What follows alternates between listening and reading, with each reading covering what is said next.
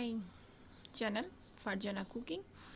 আজকে আপনাদের সাথে শেয়ার করব কিভাবে পারফেক্ট চকলেট কেক বানানো থেকে গানাশ থেকে শুরু করে সব কিছু বানানো। তো হাজির হয়ে গেলাম অনেক দিন পরে একটা রেসিপি নিয়ে।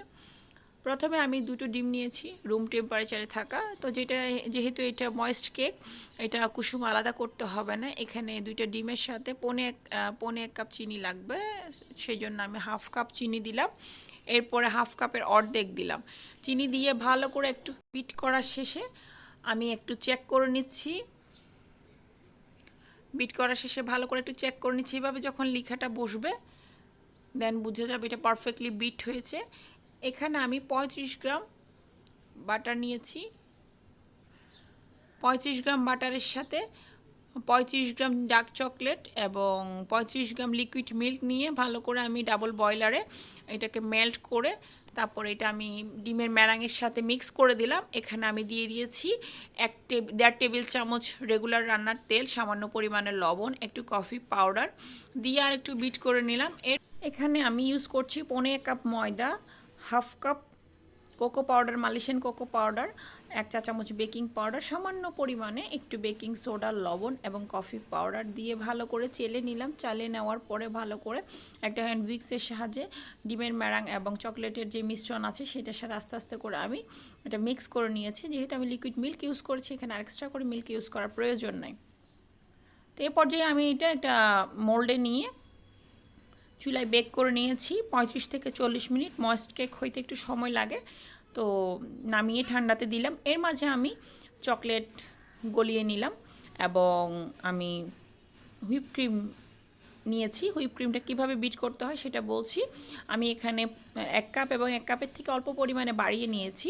নেওয়ার পরে এখানে এটাকে আমি ভালো করে একটু বিট করে নিয়েছি। সাথে আমি দিয়েছি চকলেট গলানো 1 চা চামচ, কোকো পাউডার এবং সামান্য পরিমাণে আইসিং সুগার দিয়ে ভালো করে এটাকে বিট করে নিলাম। যেহেতু কোকো পাউডার দিয়েছি খেয়াল রাখতে হবে যেন বেশি হার্ড হয়ে না যায়। হার্ড হয়ে গেলে তখন আমরা ফিনিশিং দিতে ঝামেলা হয়ে যাবে। তো সেই জন্য আমি মোটামুটি দেখে শুনে তারপরে এটাকে আমি বিটার মেশিনটা অফ করে দিয়েছি। বাটিটা উল্টালেই বুঝতে পারবেন যে এটা না পড়লে একদম পারফেক্টলি বিট হয়েছে। তো এইভাবে করে আমি হুইপ ক্রিমটা বিট করে নিলাম। কেকটাকে দুটো স্লাইস করে নিয়েছি। কেকটাকে দুটো স্লাইস করে যখন ঠান্ডা হলো এরপরে আমি মাঝখানের লেয়ারের মধ্যে দুটো স্লাইস করেছি। নিচের লেয়ারটাতে আমি সুগার সিরাপ দিয়ে দিলাম, দিয়ে এখানে আমি হুইপ ক্রিম দিয়ে নিলাম। একটা পাইপিং ব্যাগে নিয়ে নিয়েছি। এভাবে করে নিলে কিন্তু সুবিধা হয়। যারা একদম নতুন আছে তাদের তো ভালোভাবেই ফিনিশিং দিতে একদম অল্প সময়ের মধ্যে হয়ে যাবে।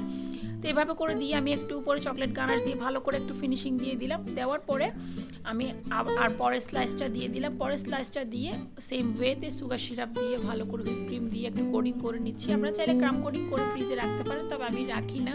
আমি একসাথে কোডিংটা করে ফেলি।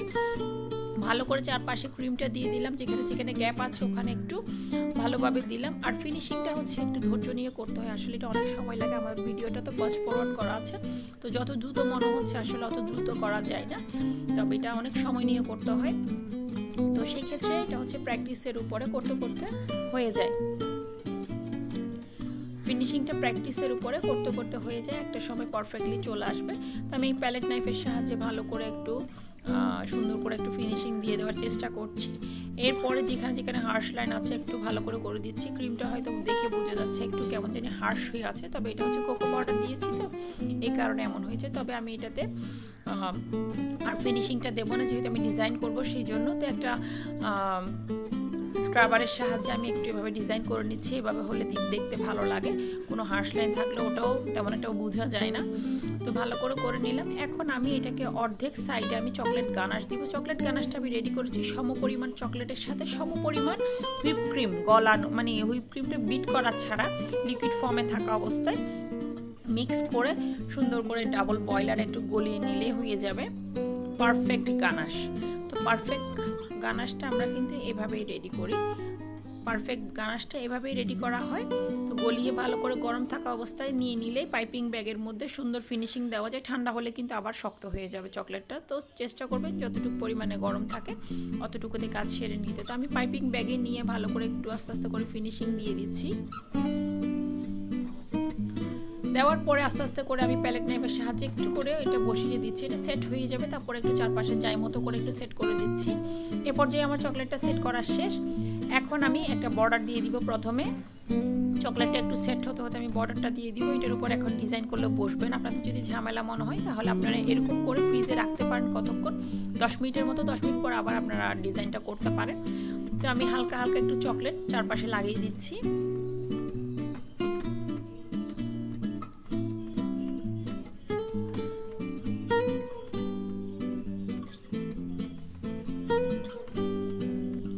এখন আমি একটা ছোট একটা স্টার নজল নিয়ে নিলাম, নিয়ে আমি একটা বর্ডার দিয়ে দিচ্ছি চারপাশে আস্তে আস্তে করে। যার যার মতো করে ডিজাইন করে দিতে পারেন।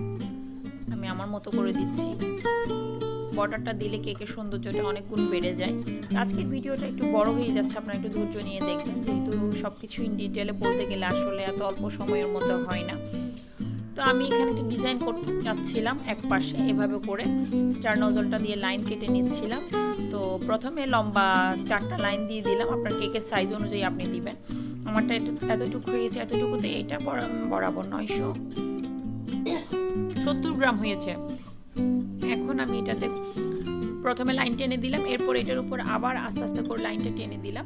তো যেহেতু আমরা চকলেট কেকের মধ্যে কোকো পাউডার ইউজ করি, ক্রিমটা একটু হার্ড হয়ে যায়, তো একটু সাবধানে কাজ করতে হয় আসলে। তো এরপরে আমি নিচেও সেম ওয়েতে একটু বর্ডার দিয়ে দিলাম। উপরে যেভাবে বর্ডার দিয়েছি নিচেও সেম ওয়েতে বর্ডারটা দিয়ে দিচ্ছি আমি।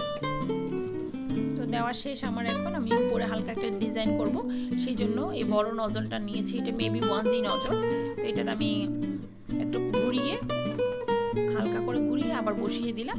এভাবে করে কিন্তু খুব সুন্দর করে ডিজাইন করা যায়। তো আজকের আমার এই রেসিপিটি যদি আপনাদের কাছে ভালো লেগে থাকে, আমার ইউটিউব চ্যানেলটি সাবস্ক্রাইব করবেন, ফেসবুক পেজটি ফলো করবেন, অবশ্যই ট্রাই করে আমাকে জানাবেন কমেন্ট বক্সে। কেকটা খেতে কিন্তু দারুণ মজা হয়। Moist cake, chocolate moist cake, পুরোটাই চকলেটের ভর্তি, চকলেট লোডেড। তো আপনারা অবশ্যই ট্রাই করে দেখবেন, সবার কাছে ভালো লাগবে আশা করছি। তো শেষে করে আমি এটা এভাবে করে, আর এখানে একটু ঝামেলা হয়ে গিয়েছে নামটা লিখতে গিয়ে, তো আমি এটার উপরে চকলেট বানিয়ে বসিয়ে দিলাম। তো মাঝে মধ্যে কেক বানাইতে গেলে একটু এরকম টুকটাক সমস্যা ফেস করতে হয়। এরপর আমি সাজিয়ে নিলাম। আজকের মতো ভিডিওটা আমি এখানেই শেষ করছি। সবাই ভালো থাকুন, সুস্থ থাকুন। আল্লাহ হাফেজ।